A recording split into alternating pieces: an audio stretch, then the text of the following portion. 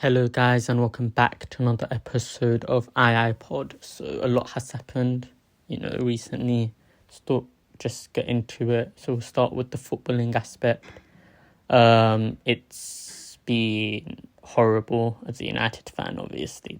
We didn't play this weekend, but just seeing pretty much every rival within our top six just win their games, Tottenham and Arsenal in the Premier League, just makes it almost impossible now to get top four. I can't even see us winning games, never mind them not losing games. Then you've got City, Chelsea, Liverpool through to semi-finals again.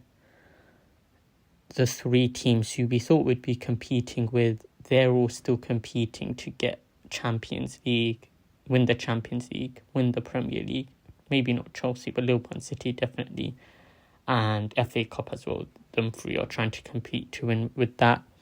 So, it reeks. We've been looking at managers and apparently we could appoint one come the end of March. I think within the United fan base in general, I think most people are favouring Eric Ten Hag. And that is the guy I would go with as well. I think bringing in a couple of players with him from Ajax as well. Because I've been looking at the positions of the players in our team and the squad in general, and we need so many positions, we need to sort out the goalkeeping issue, who's staying, who's not.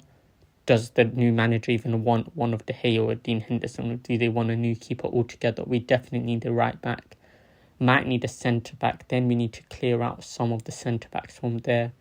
Left back, I think Alvaro Fernandez from the academy is ready to go. I really do, and I'm excited for him. And I think we might need to get rid of Alex Telles in order to do that. We'll see what happens with that. Defensive mid, of course, the number one priority this summer.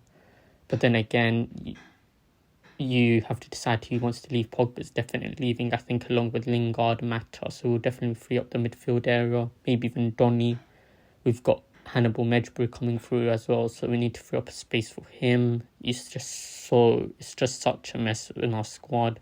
Obviously Cavani's going as well. What's happening with Martial? We need the young striker. Ronaldo might stay regardless of Champions League football apparently. Rashford is another one. I cannot believe this is an issue. I never thought we would be discussing whether Marcus Rashford would be a Manchester United player next season. I think his contract runs out in 2 years.